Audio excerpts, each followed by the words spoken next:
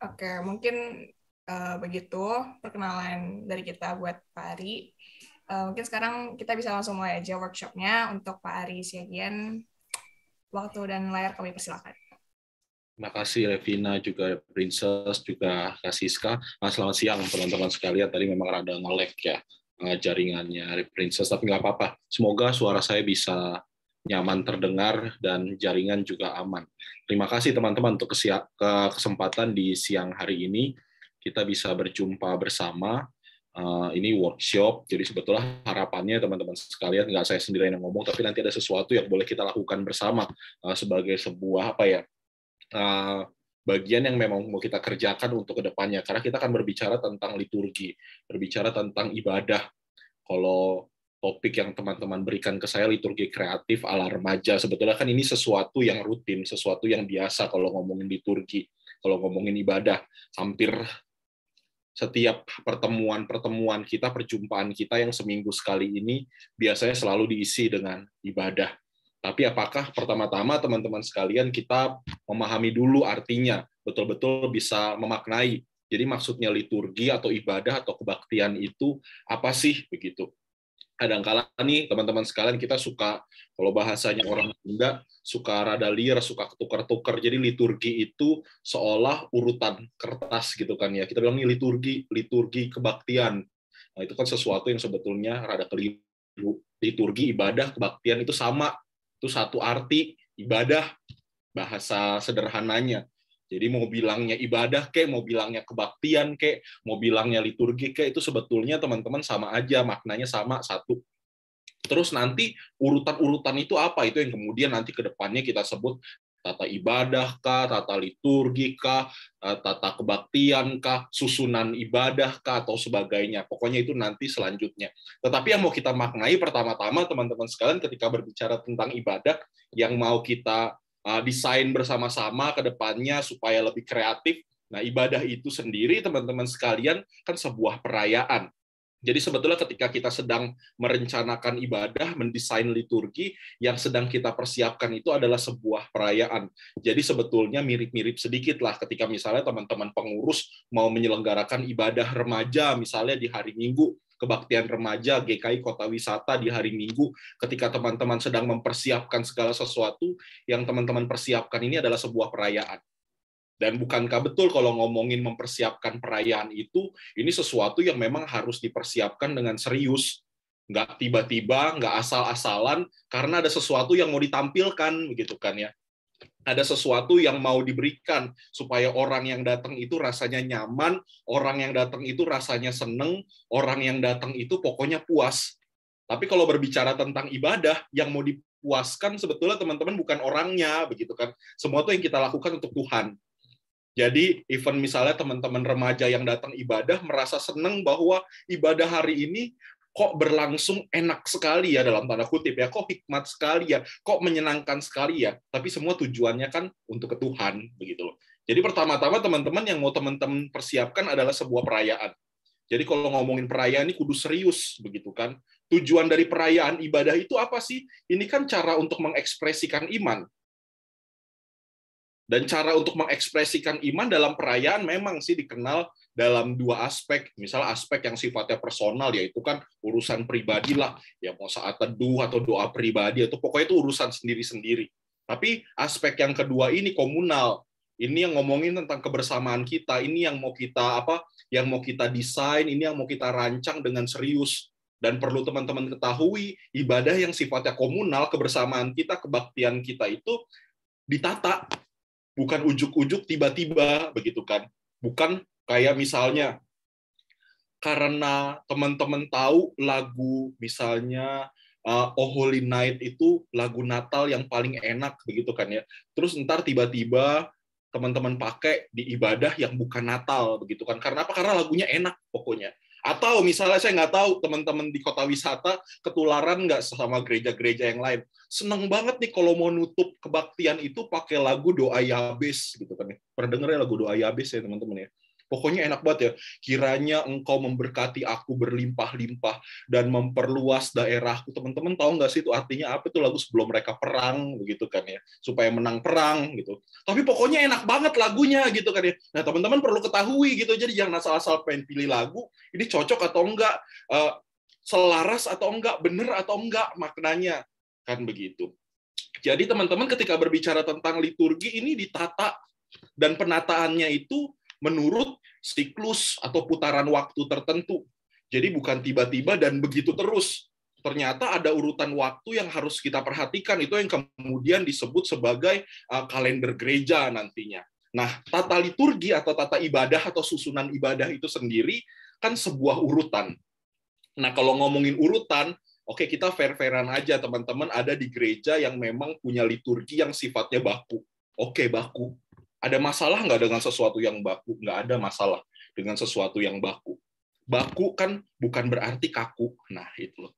Kadang kita suka salah arti nih, salah persepsi. Oh, karena baku berarti kaku, ya ilah, membosankan, menyebalkan. Masa sih kebaktian remaja kudu harus ada pengakuan dosa, harus ada berita anugerah, harus pemberitaan firman Tuhan, posisinya di sebelah sini. Kenapa enggak pemberitaan firman Tuhan itu posisinya di terakhir aja deh, gitu kan? Nunggu semuanya pada datang yang telat-telat, begitu kan ya. Nanti kebagian di bagian akhir semuanya dapat khotbah, begitu. Kan enggak begitu juga.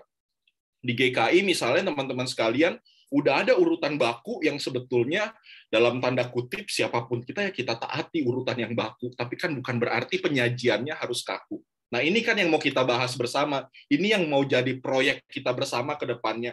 Sesuatu yang baku, namun mau kita tampilkan, mau kita desain, mau kita pokoknya kita kerjakan nantinya ke depan itu bukan lagi dengan tampilan yang harus kaku, tapi kreatif, begitu kan. Kan kreasi itu kemudian teman-teman sekalian bisa menjadi sejenis obat gitu kan ya, obat penawar dari sesuatu yang rasanya nggak enak nih, udah kaku banget, terus ditampilinnya juga begitu-begitu aja, ya udah baku terus kaku. Tapi bagaimana sesuatu yang baku ini jadi nggak kaku, karena apa? Karena kita mau desain dengan kreatif. Nah, unsur-unsur liturgi yang ada di gereja teman-teman itu kan terbagi dalam 4 bagian. Nah, 4 bagian ini teman-teman sekalian udah menjadi sesuatu yang baku, begitu kan ya. Ada bagian pertama berhimpun, lalu ada pelayanan firman, terus ada pelayanan persembahan, lalu ada pengutusan. Dan setiap bagian itu teman-teman sekalian ada poin-poinnya lagi gitu. Misalnya ketika berbicara tentang berhimpun di gereja teman-teman itu kan diawali dengan nyanyian. Biasanya di nyanyian tersebut itu ada prosesi masuk pelayan firman sama pelayan yang lainnya begitu. Terus ada votum, terus ada salam, terus ada kata pembuka, terus disambut dengan nyanyian, lalu nanti ada pengakuan dosa, disambut dengan nyanyian, lalu ada berita anugerah, ada salam damai, lalu ada nyanyian. Ini baku nih teman-teman sekalian. Itu baru bagian pertama dari unsur liturgi hari Minggu yang ada. Terus di bagian yang keduanya, ketika ngomongin pelayan firman, itu kan mulai dari doa pelayanan firman, pembacaan Alkitab, khotbah, saat hening, pengakuan iman, dan doa syafaat. Urutannya udah pasti. Kenapa nggak bisa ditukar-tukar? Karena teman-teman sekalian, liturgi sebuah gereja itu kan mencerminkan teologi gereja tersebut. Jadi ini menggambarkan identitasnya gereja teman-teman, misalnya dalam GKI, begitu kan ya. Kalau di gereja lain misalnya di gereja Masehi Injili di Sangir Talaut, Gemis, urutan pelayanan firman tuh nggak begini. Jadi teman-teman sekalian, habis doa pelayanan firman, terus pembacaan Alkitab, habis itu nggak khotbah, belum khotbah. Jadi habis pembacaan Alkitab, umat diajak ngumpulin persembahan dulu. Jadi habis ngumpulin persembahannya kekumpul, baru khotbah, begitu kan ya. Ya itu identitas gereja mereka, kita kan enggak, begitu loh. Jadi ini urutannya udah pasti.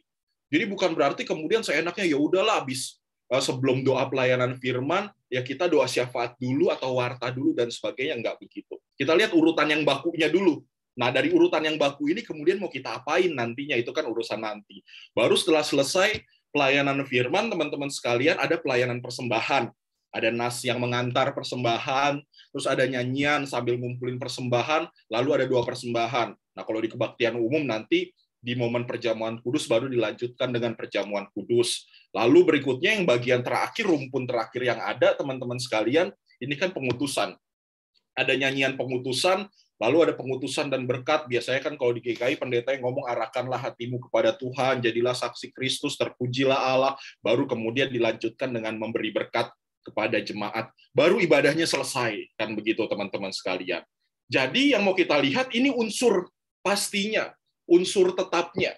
Sesuatu yang tetap yang teman-teman perlu tahu, pengurus secara khusus yang mendesain ibadah itu ya kalau bisa harus hafal lah urutan-urutan ini gitu kan. Ya hafal bukan berarti ini jadi PR khusus gitu, tapi karena biasa nyusun gitu, jadi teman-teman tahu diawali dengan bagian berhimpun, pelayanan firman, lalu pelayanan persembahan, juga di bagian penutupnya pengutusan baku. Tapi sekali lagi yang mau saya tekankan, ini bukan berarti harus kaku. Jadi baku namun tidak kaku. Pertanyaannya teman-teman sekalian, bagaimana kita mengkreasikannya? Bagaimana membuat semua yang baku ini, teman-teman sekalian, jadi nggak kaku, jadi betul-betul kreatif. Nah, itu kan berbicara tentang seni, begitu teman-teman. Jadi teman-teman juga perlu tahu bahwa merancang ibadah, itu juga teman-teman ada aspek seninya di dalam. Jadi ada aspek kreativitas yang perlu diperhatikan. Pertama-tama, teman-teman sekalian, nih saya kasih tahu ke teman-teman, paling pertama, perhatiin kalender liturgi saat ini sedang apa? Sekarang itu sedang masa Natal kah? Sedang masa Paskah kah? Atau lagi di masa biasa? Nah, kalau kayak sekarang ini, hari Minggu-Minggu ini sampai di sebelum akhir November, teman-teman sekalian, kita memasuki warna biasa. Nah, kalau warna biasa, masa biasa itu warna liturginya apa sih? Biasanya di gereja kan hijau, begitu loh. Terus kalau masa Natal, dimulai sejak kapan? Dimulai dari Advent dengan warnanya ungu, terus nanti masuk Natal putih begitu, terus masuk Epifani, terus nanti ketika memulai Prapaskah dimulai kapan teman-teman sekalian? Pernah ngeh nggak gitu? Masa Prapaskah itu dimulai pada saat kapan? Pada saat Rabu Abu gitu kan ya, 40 hari sebelum Paskah.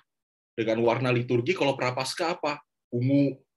Terus nanti masuk terus kira-kira 6 minggu masa Prapaskah, begitu di masa Prapaskah yang biasanya tadinya di masa biasa, masa Natal kita nyanyinya Haleluya, kemudian diganti jadi Hosiana, begitu kan. Kalau di masa Advent yang biasanya nyanyi Haleluya, kemudian diganti jadi Maranatha. Jadi teman-teman perhatiin, sekarang kita sedang berada di kalender liturgi yang mana? Di masa apa? Oh, oke, masa biasa. Berarti warna liturginya apa? Hijau. Terus dekorasi ruang ibadahnya bagaimana? Nah, di sini kreasi teman-teman akan bermain begitu. Perhatikan temanya apa gitu kan ya. Tema ibadahnya apa? Kira-kira mau berbicara tentang apa, teman-teman bisa bermain di situ. Mendekor ruang ibadah sebaik mungkin. Dari mana tahu tema dan pembacaan Alkitab begitu kan ya? Ada kan biasa panduannya. Kayak misalnya kalau di kebaktian umum itu kan ada dian penuntun. Saya nggak tahu di kota wisata pakai derap remaja juga kah? Enggak ya, ada kurikulum tersendiri yang dibuat ya. Iya, bikin tema sendiri, Pari. Bikin tema sendiri, tapi artinya kan ketika buat tema itu buat jadi sejenis kurikulum, jadi ada jelas bacanya apa, temanya apa, tujuannya apa, begitu kan ya, tujuan dasarnya apa. Nah, itu yang kemudian jadi acuan teman-teman gitu kan. Itu jadi acuan ketika mau membuat tata ibadah, tata liturgi nantinya. Jadi perhatiin tuh tujuan dan temanya. Kalau temanya misalnya mau bernuansa, misal mau 17-an bernuansa kebangsaan gitu kan, selama sebulan misalnya mau bertemakan kebangsaan, ya didekorlah ruang ibadah yang juga membuat perhatian orang-orang itu semakin nangkep. Ada suasana kebangsaan yang dibuat, apapun itu bisa dilakukan. Jadi kalau yang pertama tadi teman-teman sekalian perhatiin kalender liturgi yang ada, yang kedua tema dan pembacaan Alkitab. Jadi ada tujuan dari tema tersebut yang harus jadi pertimbangan teman-teman. Baru kemudian di situ teman-teman bisa memilih daftar nyanyian. Nyanyian dipilih teman-teman dengan mengacu pada dua hal sebelumnya, yaitu kalender dan tema. Serta diperhatikan juga unsur liturgi yang ada. Jangan lagu pembukaan, teman-teman sekalian, lagu pembukaan yang mengajak kita untuk menghadap Tuhan dengan penuh syukur dan sukacita, teman-teman tiba-tiba masukin lagu di muka Tuhan Yesus, kubawa dosa-dosaku gitu kan ya. Orang jadi takut. Atau misalnya di lagu pengutusan, orang udah siap banget nih mau pulang ibadah, udah dapet pesan firman Tuhannya, udah nangkep banget, tiba-tiba lagu pengutusannya dihapuskan dosaku, begitu kan ya. Kan jadi liar kalau kata orang Sunda, jadi kacau. Jadi diperhatiin nih, kalender, tema, serta unsur liturgi. Kalau pengakuan dosa, ya pilihlah lagu pengakuan dosa. Kalau lagu persembahan, pilihlah lagu persembahan, begitu kan ya. Kalau menghadap Tuhan, memulai ibadah, pilihlah lagu yang memulai ibadah, walaupun semuanya tetap mengacu pada tema. Nah, ada catatan di sini, teman-teman sekalian, perhatikan pemilihan lagu dengan mempertimbangkan penempatannya, itu yang tadi saya bilang untuk kita semua. Misalnya seperti yang tadi, lalu juga ada catatan, teman-teman diharapkan, khususnya nanti yang nyusun tata ibadah, tata liturgi, nggak memilih lagu yang isinya semua lagu yang jarang atau sulit dinyanyikan. Memang kita perlu belajar, lagu tuh banyak, begitu kan ya. Saya nggak tahu teman-teman pakai buku nyanyian juga, lagu-lagu dengan buku nyanyian, Kidung Jemaat, NKB, tapi juga teman-teman pakai lagu-lagu pop rohani juga kah?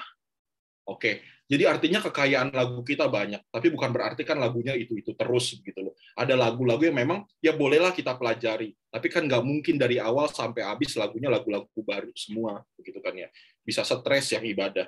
Karena teman-teman sebagai pendesain ibadah harus tahu jemaat yang datang, teman-teman remaja yang datang mau beribadah itu mereka mau ibadah, bukan mau belajar lagu, bukan mau belajar nyanyi. Kalau mau belajar nyanyi, ada kelas vokal tersendiri di sekolah, begitu kan ya, atau di tempat lain. Apalagi cuma mau belajar notasi terus-terusan, itu urusan nanti. Mereka mau datang itu mau beribadah. Jadi teman-teman juga perlu diperhatiin secara psikologis. Misalnya catatan penting yang selalu saya terapkan, teman-teman sekalian, dari pengalaman saya, sebisa mungkin lagu pembuka dan lagu penutup itu lagu yang betul-betul familiar. Selain memang harus merujuk sesuai dengan tema. Tapi yang namanya lagu pembuka dan lagu penutup itu harus lagu yang memang dikenal. Lagu yang betul-betul sudah dipahami. Kenapa begitu? Kalau lagu pembukaan aja udah lagu yang bikin orang pusing karena nggak tahu, teman-teman akan membuat mereka merasa salah masuk tempat. Kenapa sih dimulai dengan sesuatu yang nggak enak? Begitu. Atau kalau lagu penutup, lagu pengutusannya lagu yang juga masih susah, lagu yang sulit, kita tuh rasanya teman-teman kayak berdosa begitu, membuat orang kayak nyesel beribadah bersama dengan kita. Jadi ini perlu teman-teman perhatikan sekali terkait dengan nyanyian. Jadi kalendernya ada, terus tema dan pembacaan jadi perhatian, dan daftar nyanyian juga jadi fokus kita. Baru dari situ teman-teman sekalian, kita susun nih tata ibadahnya, kita susun nih tata liturginya, kita susun lengkap dengan narasi-narasi yang bisa kita kreasikan. Misalnya apa? Narasi sebelum memulai ibadah, begitu kan ya. Nanti sebelum ibadah mulai kan biasanya kalau di kebaktian umum, mari jemaat kita berdiri dan memulai ibadah ini dengan bernyanyi bersama. Kali ini teman-teman sekalian, teman-teman diajak untuk bisa berkreasi. Berkreasi dimulai dengan sebuah sapaan, dimulai dengan sebuah pengantar yang indah, baru mengajak teman-teman semua bernyanyi begitu. Terus nanti setelah salam ada kata pembuka, dibuat juga narasinya. Atau di sebelum kita nyanyi, setiap sebelum nyanyian ada narasinya. Misalnya setelah berita anugerah begitu kan ya, setelah salam damai terus biasanya nyanyi lagu-lagu yang mengucapkan rasa syukur atas pengampunan dosa. Katakanlah misalnya lagunya lagu Tuhan Yesus baik, begitu kan, misalnya lagu itu. Jangan langsung setelah itu, mari kita menyanyikan lagu Tuhan Yesus baik. Teman-teman bisa awali dengan narasi. Teman-teman, sungguh Tuhan Yesus itu baik sama kita. Kita berdosa, tapi dia tetap mengasihi kita. Kita seringkali menyakiti hati dia, tetapi dia adalah Tuhan yang penuh dengan belas kasihan. Oleh karena itu, mari kita rayakan kebaikan Tuhan dengan bernyanyi bersama dengan penuh sukacita. Tuhan Yesus baik, begitu. Jadi ada narasi-narasi yang teman-teman bisa kreasikan. Jadi bukan sesuatu yang kaku begitu. Tapi bukan berarti main asal jeplak tiba-tiba di tempat begitu. Ini yang bahaya teman-teman sekalian. Kalau yang cuma main asal jeplak dan tiba-tiba di tempat, kadangkala bisa jadi nggak nyambung. Walaupun itu narasi yang mau sifatnya mengalir, ada baiknya narasinya teman-teman persiapkan juga sebelumnya. Apa yang mau diomongin begitu. Dan itu jadi pegangannya khusus para petugas aja. Atau teman-teman untuk mengkreasikannya juga bisa dengan tarian atau kegiatan-kegiatan ekspresif lainnya. Kalau saya waktu kuliah dulu, Kasiska seneng banget tuh urusan tari-menari begitu ya. Pokoknya di kelas kalau mau bikin ibadah yang pakai tari-tarian langsung ngomong ke Kasiska, bisa diatur urusan tari menari pokoknya begitu. Dan indah teman-teman sekalian dan bagus sekali. Misalnya pada apa pas mau dipakai tari-tarian, prosesi masuk. Karena memang kita mau pakai suasana etnik begitu kan ya, suasana etnik apa? Misalnya minggu ini mau pakai suasana etnik Sunda begitu kan ya. Dimulai dengan prosesi lagu yang bisa lagu di Sunda-Sundain kan ada tuh. Nyanyian jemaat yang rasa-rasa Sunda begitu kan ya. Nih misalnya kalau di pelengkap kidung jemaat tuh ada misal angkatlah hatimu pada Tuhan begitu kan. Itu bisa sambil ada tari-tarian. Ada penari yang udah disiapin, ada petugas yang mau nari yang udah disiapin. Atau teman-teman ajak aja semuanya nari bareng kan begitu. Tapi yang nari bareng yang memang betul-betul bisa diajak nari bareng. Jangan tiba-tiba semua mau diajak nari jaipongan bareng-bareng, orang juga bingung jaipongan tuh gimana ceritanya begitu kan. Ya kalau cuman orang Batak misalnya diajak nortor bareng, ya bisalah diajak nortor bareng. Atau kalau enggak kegiatan ekspresif lainnya, ya kalau memang lagu itu mengajak bertepuk tangan, ajak tepuk tangan bersama begitu kan. Jadi disusun, detail aja teman-teman susun. Atau pas persembahan, begitu kan ya. Sambil memberi persembahan, ada tarian yang mengiringi persembahan, bisa nggak? Bisa banget. Baru setelah itu, setelah semua didesain, teman-teman sekalian, teman-teman rancang sampai sedetail mungkin, lakukan persiapan ibadah. Gitu.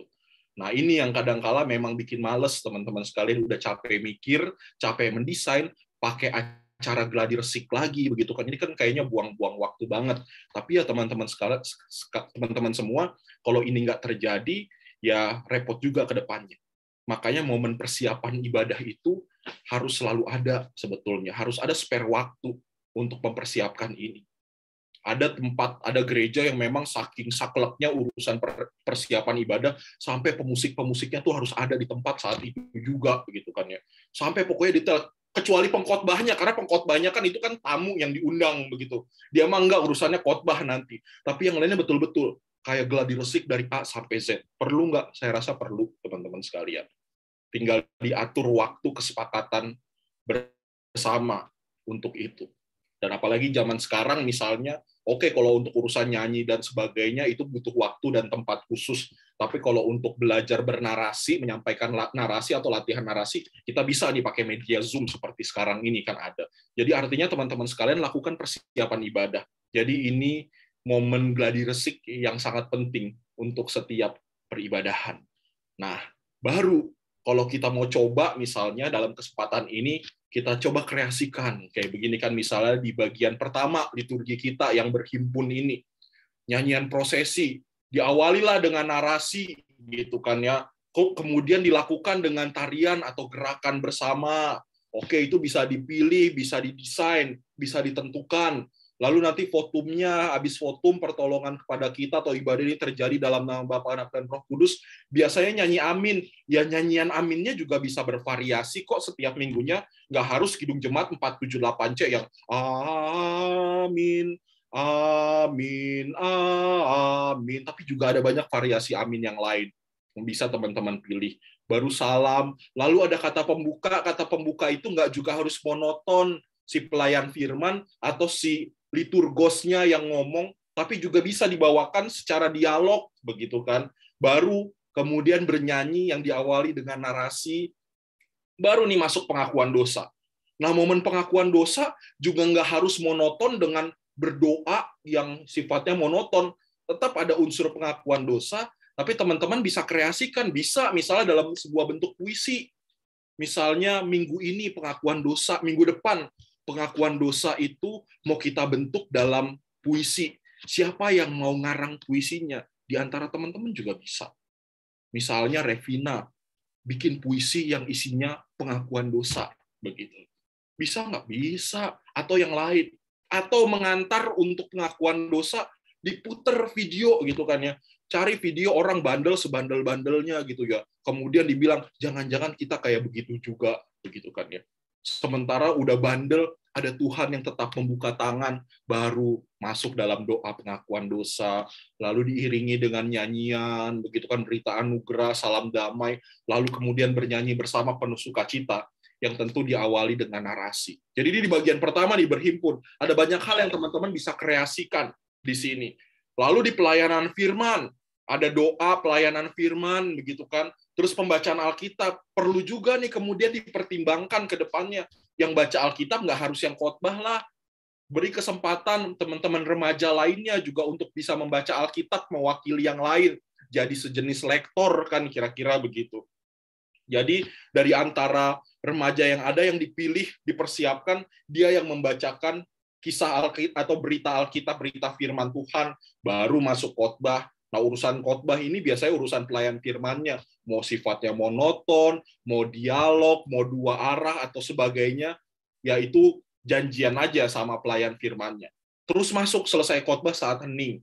Biasanya setelah saat hening, ada yang kalau mau isi pujian, paduan suara, dan sebagainya. Setelah itu pengakuan iman. Ada pengakuan iman juga kah di liturgi remaja, teman-teman? Ada ya, pengakuan iman ya. Hafal ya pengakuan iman rasuli kan ya teman-teman sekalian ya. Ya dihafal-hafalin pokoknya gitu. Tapi ternyata ada variasi juga untuk pengakuan iman rasuli. Nggak juga harus ngomong aku percaya dan sebagainya. Bisa juga menggunakan variasi nyanyian. Di Kidung Jemaat tuh ada Kidung Jemaat 280. Isinya ringkasan pengakuan iman rasuli, bisa dinyanyiin. Terus Pak Arlianus Larosa pernah ngarang lagu pengakuan iman rasuli, bisa sekali-sekali dipakai. Dan begitu. Jadi ada variasi yang bisa teman-teman pakai supaya nggak monoton. Baru setelah selesai pengakuan iman, masuk di doa syafaat. Doa syafaat selama ini bagaimana? Oh, pelayan firman yang mimpin doa, begitu. Oh, kali ini ke depannya nggak harus begitu deh. Kita coba kreasikan, dapat dibawakan secara bergantian oleh petugas yang ditunjuk, gitu. Jadi ada 3 orang atau 4 orang yang menyampaikan pokok doa. Syukur-syukur dia bisa ngarang doanya sendiri secara baik. Ya kalau memang nggak bisa ngarang, bantuin bikin pokok doanya atau rumusan doanya begitu. Supaya apa? Supaya nanti pas berdoa nggak belepotan kan begitu. Kan ngomongin liturgi ini ngomongin sebuah perayaan yang kita siapin. Jadi harus maksimal dan dengan baik sekali kita sajikan begitu. Jadi disiapin narasi doanya. Baru setelah doa syafaat diakhiri biasanya kan diakhiri dengan doa Bapa Kami, pakai nyanyian Bapa Kami yang nggak harus selalu diucapin aja. Pakai nyanyian doa Bapa Kami, bisa diucapin, bisa dinyanyiin, bisa juga dinyanyikan sambil melakukan gerakan bersama. Gitu. Di YouTube tuh ada teman-teman sekalian, nyanyian doa Bapa Kami-nya versi Pak Yuswantori dengan pakai gerakan. Jadi sama-sama semua diajak pakai gerakan, menyanyikan doa Bapa Kami. Jadi nggak monoton. Baru selesai ini teman-teman sekalian kita masuk di persembahan. Ada nas persembahan yang mengantar, lalu nyanyian persembahan sambil nyanyi, sambil ngumpulin persembahan. Ya ini sih sifatnya teknis banget lah. Mau pakai kantong kek, mau masukin ke wadah yang disiapin jadi maju ke depan, yaitu urusan setempat. Mau ganti-gantian, minggu ini pakai kantong, minggu depan maju ke depan masukin, ya itu terserah lah teman-teman sekalian. Artinya itu juga bisa kita pertimbangkan supaya nggak bikin bosen. Baru diakhiri dengan doa persembahan. Ibadah akan segera berakhir nih. Mau masuk nyanyian pengutusan setelah doa persembahan, awalilah dengan narasi. Narasi yang dipakai, narasi yang apa nih? Kita kan liturgos atau MC ini ya cuma ngajak aja. Ya sekarang tambah kerjaannya liturgos. Kalau sewaktu khotbah nih liturgos tidak nyatet poin-poin si pengkhotbah yang penting itu apa, begitu kan ya. Jadi sebelum nyanyi lagu pengutusan, bilanglah, teman-teman, kita akan mengakhiri ibadah kita. Sebelum kita bernyanyi, kita kembali diingatkan oleh pesan firman Tuhan. Misalnya, hari ini kita diajak untuk tetap rajin, kita diajak untuk tetap setia, kita diajak untuk tetap semangat menjadi pewarta sabda Tuhan. Mari kita bernyanyi bersama untuk mengakhiri ibadah ini. Bisa nyanyian bersama, juga pakai gerakan atau dengan aktivitas bersama. Kalau temanya misalnya tentang persatuan dan kerukunan, tentang semangat persaudaraan, cari lagu yang misalnya bisa dipakai gerakan, misalnya sambil berangkulan kah, sambil apa ya berangkulan atau berpegangan tangan dan sebagainya, atau apapun yang bisa kita lakukan. Baru nanti si pelayan firman menutup dengan pengutusan dan berkat. Jadi ada rumusan berkat yang teman-teman juga bisa desain begitu kan, nanti ada banyak buku-buku untuk apa isinya narasi-narasi berkat dan sebagainya begitu. Baru ditutup dengan nyanyian haleluya amin atau variasi lainnya. Begitu teman-teman. Jadi sebetulnya ketika berbicara tentang mengkreasikan atau membuat sebuah ibadah yang kreatif, ini nggak jauh kok dari sesuatu yang udah paten, teman-teman sekalian. Sesuatu yang udah paten, yang udah ada, sesuatu yang baku itu, kemudian mau kita buat menjadi sesuatu yang nggak kaku. Dibuatlah jadi sesuatu yang betul-betul membuat orang merasa nyaman beribadah. Begitu. Catatannya, teman-teman sekalian, ini yang tadi saya bilang. Baku namun nggak kaku. Kalau mau dibilang kreatif, berarti memang harus dipersiapkan dengan baik dan matang. Harus ada pengorbanan di sana. Pengorbanan untuk persiapan, tapi semuanya yang kita desain, semuanya yang kita rancang, semuanya yang nanti kita sajikan itu hanya kita peruntukkan untuk kemuliaan Tuhan. Nah, sampai sini teman-teman sekalian, sebagai sebuah pengantar yang mau saya sampaikan, saya sebetulnya ada contoh misalnya ini, di gereja saya misalnya, contoh tata liturgi yang ada begitu. Urutannya sih urutan di gereja saya misalnya begini teman-teman. Di bagian ucapan selamat datang itu kan, selamat sore, selamat datang, gini. Nah, ini khusus pegangannya cuma para petugas, teman-teman sekalian. Jadi ada narasi. Karena apa? Karena ternyata teman-teman remaja di tempat saya itu apa? Saya takut kalau main asal ngomong, yang ada belepotan, yang ada malah bikin malu. Oke, kita buat sama-sama, gitu kan narasinya. Terus mau ajakan beribadah, mau nyanyi lagu tak terbatas, dibuat narasinya teman-teman, diundang untuk berdiri. Mari kita menyembah Tuhan yang senantiasa mengasihi kita. Dialah Allah yang luar biasa. Dialah Tuhan yang memelihara kehidupan kita, tak terbatas kasih setianya. Kita nyanyikan bersama-sama, tak terbatas, baru mulai nyanyi, dan seterusnya. Sampai kayak misalnya mau nyanyi lagu yang gembira pun ada narasinya begitu. Ini sampai ujung-ujungnya kan kalau di tempat kami itu ada namanya ruang kesaksian. Mau mempersilakan dalam ruang kesaksian aja diatur juga nih kalimatnya supaya nggak tiba-tiba teman-teman ada yang mau bersaksi begitu kan ya. Udah nanti jadi kayak udah tinggal klik-klik aja gitu. Syukur kalau ada yang mau, kalau nggak ada ya udah diem aja. Oke, karena udah ditentuin nih udah ada orang yang mau bersaksi, diawali dengan narasi hari ini kita bersyukur karena salah seorang teman kita akan menyampaikan kesaksiannya dalam bentuk pujian. Dengan penuh kasih kami persilakan misalnya Niko untuk menyampaikan kesaksiannya. Nanti dia nyanyi gitu kan kesaksian pujian. Setelah selesai, ucapkan terima kasih. Terima kasih Niko untuk kesaksiannya. Tuhan Yesus memberkati. Untuk teman-teman yang lain, tersedia kesempatan di minggu depan apabila ingin menyampaikan kesaksian, baik dalam bentuk kisah ataupun dalam bentuk pujian. Dengan penuh sukacita kami menyambutnya. Baru masuk pemberitaan firman Tuhan, diawali nih sebelum main asal langsung nyanyi, teman-teman sekalian, ada narasinya. Tiba saatnya kita akan belajar dari firman Tuhan. Firman Tuhan adalah pedoman berharga dalam hidup kita. Tanpa firman-Nya, tentu kita akan tersesat. Saat kita hidup seturut kebenaran firman-Nya, pastilah hidup kita akan selalu menyenangkan hati Tuhan. Mari teman-teman kita berdiri bersama. Kita menyambut kebenaran firman Tuhan dengan menyanyikan kidung, menyenangkanmu, baru nyanyi, begitu. Jadi dikreasikan jadi sesuatu yang nggak monoton, begitu. Sama kalau mau memberi persembahan, nggak langsung tiba-tiba teman-teman kita memberikan persembahan. Matius 6 ayat 25 berkata, karena itu aku berkata kepadamu, kan kayaknya jadi monoton. Kali ini mau kita buat dalam sesuatu yang lebih mengalir dan lebih nyaman. Teman-teman, kita hidup dalam pemeliharaan Tuhan. Ia mencukupkan segala sesuatu yang kita butuhkan. Tuhan Yesus berkata, karena itu aku berkata kepadamu, janganlah khawatir akan hidupmu, akan apa yang hendak kamu makan atau minum, dan janganlah khawatir pula akan tubuhmu, akan apa yang hendak kamu pakai. Bukankah hidup itu lebih penting daripada makanan, dan tubuh itu lebih penting daripada pakaian? Kini mari kita mengucap syukur atas berkat dan pemeliharaan Tuhan dengan memberi persembahan syukur. Tuhan memberkati teman-teman, Tuhan memberkati persembahan teman-teman sekalian. Sambil memberi, kita bernyanyi bersama, ku beri persembahan. Jadi ada narasi yang bisa dipakai, yang membuat segala sesuatunya jadi lebih jadi lebih nyaman buat orang yang beribadah. Lalu dan seterusnya. Ini contoh, nanti saya kasih salah satu contohnya ke teman-teman sekalian. Oke, sampai di sini teman-teman sekalian, ada yang mau memberi respons, khususnya bagi teman-teman yang biasa merancang ibadah, yang mempersiapkan ibadah, biasanya pengurus begitu.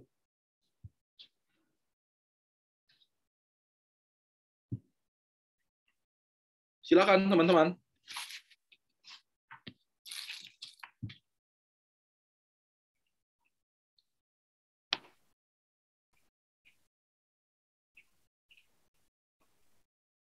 Oke, terima kasih Pak atas workshopnya pada hari ini. Mungkin ada teman-teman yang mau tanya-tanya nih sama Pak Ari, apakah gimana caranya biar bikin liturgi yang cocok buat ibadah remaja. Apalagi bentar lagi kita Agustus mau ada ibadah onsite, Pak. Ya, jadi makanya kita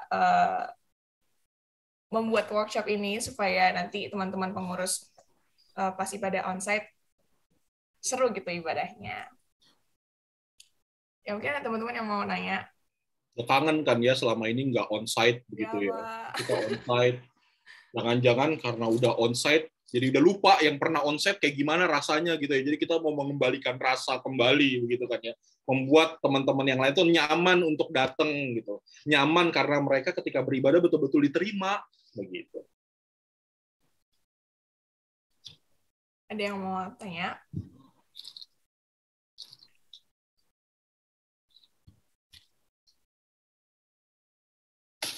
Mungkin mau tanya Pak, kalau ini kan udah lama nggak onsite, apakah biar mengundang teman-teman buat itu, apakah bisa diadakan ice breaking dulu gitu sebelum ibadahnya, atau gimana Pak? Mungkin ada bisa saran-saran supaya biar kita bisa aplikasikan di ibadah bulan depan. Ice break tuh bisa banget mengawali sebelum ibadah dimulai gitu kan, untuk membangun suasana. Mungkin karena udah lama nggak ketemu secara fisik, selama ini cuma ketemu di layar gitu ya. Begitu ketemu secara fisik jadi diem-dieman dan sebagainya, langsung diambil alih, tapi udah dipersiapin nih. Kita mau mencairkan suasana bersama, membuat suasana lebih hangat, lebih akrab kembali, mulai dengan ice break. Tapi bisa juga misalnya nanti di pemberitaan firman Tuhan, karena udah janjian sama si pemberita firman, pemberitaan firman Tuhannya juga kalau bisa dua arah gitu loh. Jangan monoton, melibatkan aktivitas bersama begitu. Termasuk juga mungkin dalam ibadah nanti ada hal-hal yang bisa jadi gerakan bersama. Saya nggak tahu teman-teman udah nyaman belum ya, gandengan tangan, salaman, kayaknya masih rada-rada takut gitu kan ya. Tapi nanti ke depannya bolehlah itu dipertimbangkan lagi. Jadi sekarang kayaknya orang udah rasa takut begitu kan ya. Lagu hari ini kurasa bahagia, bergandengan tangan dalam kasih. Jadi kayaknya ngeri gitu ya, mau gandengan tangan sekarang begitu. Tapi bisa lah dipikirin dengan yang lain misalnya. Gitu. Pokoknya gerakan atau apa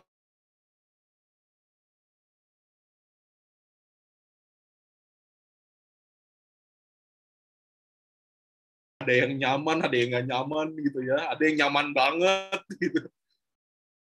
Jadi hal-hal begitu bisa teman-teman pikirin. Atau biar aman untuk sekarang, kita main banyak misalnya di perangkat multimedia gitu kan ya, dengan animasi, gambar, video yang ada yang betul-betul bisa membuat suasana tetap menjadi suasana yang nyaman untuk bisa ketemu bersama dalam ibadah, dalam perayaan bersama. Begitu. Oke Pak, berarti ice breaking nggak apa ya, biar kita bisa boleh banget, cair boleh lagi banget gitu. ice break. Oke, mungkin ada teman-teman yang mau nanya juga nih, gimana mungkin kalian lupa cara berpakaian ke gereja gitu. Nggak ada ya? Aku mau nanya dong. Oke, silahkan.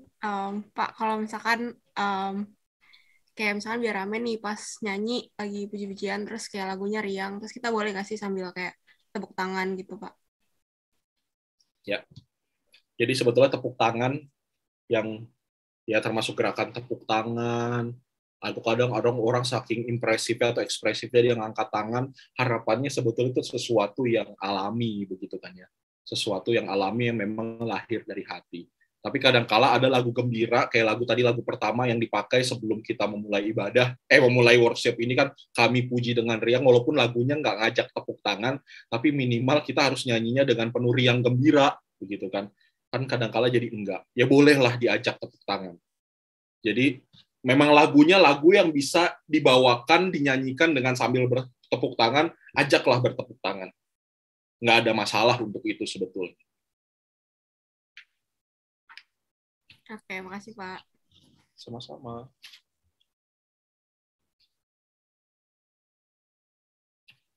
Terus ada kata-kata yang ini sebetulnya udah jadi dosa turunan nih teman-teman sekalian. Ada kata-kata yang sering dipakai oleh para pemimpin ibadah. Mari kita bangkit berdiri, itu bangkit dan berdiri sebetulnya maknanya sama gitu ya. Ajak aja mari kita berdiri, jangan lagi bangkit berdiri. Itu nggak perlulah gitu ya, yang kata-kata begitu. Mari kita berdiri bersama begitu. Jangan lagi bangkit berdiri, atau kalau bahasanya orang tua sidang jemaat gitu ya. Sidang dan jemaat itu ada dua makna tuh. Sidang dalam artian sebenarnya atau sidang memang sebuah perkumpulan.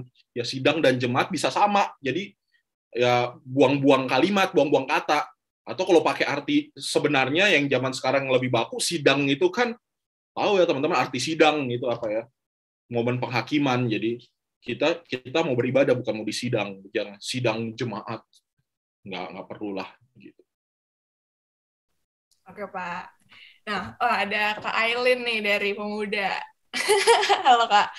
Mungkin Kak Ailin mau nanya buat kembangin ibadah pemuda gitu ke Pak Ari. Ada yang mau tanya nggak? Untuk sekarang sih aku belum ada sih, karena ya aku juga sekarang bukan di rumah aja. Aku juga masih pemuda kan, mungkin pemuda agak beda sama remaja. Jadi nggak ada dulu. Oke. Oke. Oh ya, Pak. Kalau buat ibadah bulan depan mending liturgosnya 1 atau 2 ya, Pak? 1 atau 2 tergantung mau menyajikannya seperti apa. Bisa 2 juga baik, 1 juga baik, kayak gitu. Jadi sesuaikan dengan kebutuhan yang ada.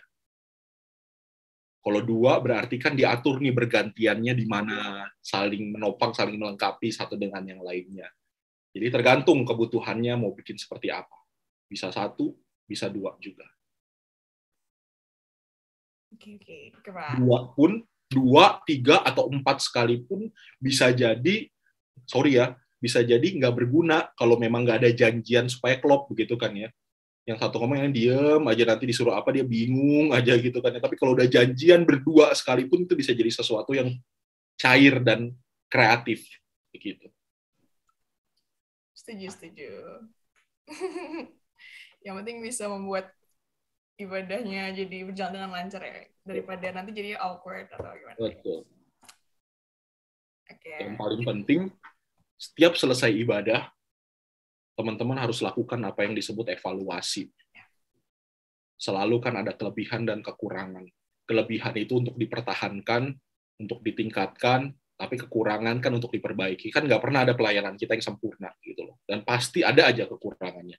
Makanya kita harus tahu kekurangannya apa. Jadi momen evaluasi itu jangan dibilang jadi momen penghakiman gitu kan ya. Momen cari-cari kesalahan, enggak. Itu momen untuk memperbaiki bersama. Jadi harus saling berbesar hati. Jadi yang namanya mengkritik, mengevaluasi bukan berarti menjatuhkan begitu kan, tapi membangun bersama. Begitu. Dan biasakanlah teman-teman sekalian, mau pengurus, mau anggota, mau jemaat remaja atau pemuda, biasakanlah dengan memberi apresiasi gitu ya. Biasakanlah mengapresiasi segala sesuatu. Gitu. Misalnya Revina menunjuk misalnya siapa gitu kan yang untuk baca Alkitab yang bukan pengurus, dibilang nanti kamu hari Minggu depan baca Alkitabnya ya, ini. Pas dia baca gitu kan ya, ternyata memang dia gelagapan, grogi atau apapun begitu ya. Ya segrogi apapun, setelah selesai nanti pertama-tama ucapkan terima kasih untuk kesediaan dia. Makasih ya udah bersedia bertugas bersama begitu kan ya. Ya nanti masukannya ke depan lebih lancar lagi, jangan grogi lagi begitu. Atau apapun itu, termasuk cuman persoalan bawa kantong persembahan aja gitu kan ya. Orang bawa kantong persembahan juga bisa kok grogi gitu. Tapi mari pertama-tama kita apresiasi setiap mereka yang memberi diri untuk melayani.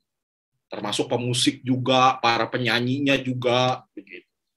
Mereka udah latihan, tapi tetap aja ada miss-nya, ada kurang-kurangnya, tetaplah kita apresiasi dulu, baru kita kasih masukan. Begitu. Oke, Pak. Ada lagi yang mau nanya, guys? Mungkin Kak Siska mau nanya? Kak Siska mengajak kalian nari. Pak Ari, bahannya boleh dikirim nggak? Boleh banget, nanti saya kirim setelah ini.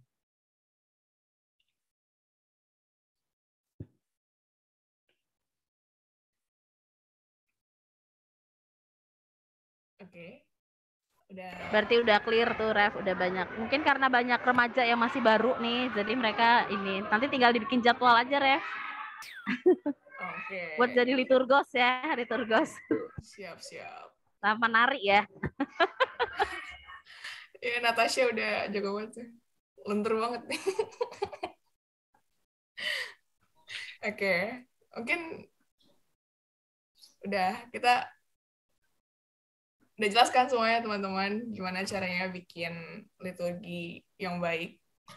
Oke, mungkin kita bisa kasih reaction dulu untuk mengapresiasi Pak Ari sebagai pembicara workshop kita pada hari ini. Kita kasih lope-lope dulu.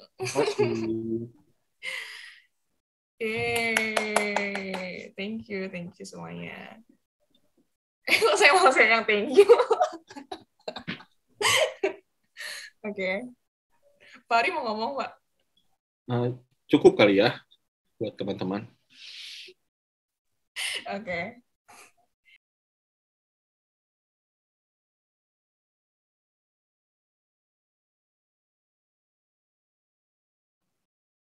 Semuanya, mari kita satu dalam doa. Selamat siang, Bapak. Sekarang kami akan mengakhiri doa kami pada hari ini. Terima kasih karena Engkau telah menyertai kami dari awal hingga akhir. Sekarang berkati kami untuk selanjutnya kami akan lanjutkan aktivitas kami masing-masing dan berkati agar semua bisa berjalan dengan lancar. Terima kasih ya Tuhan. Haleluya. Amin.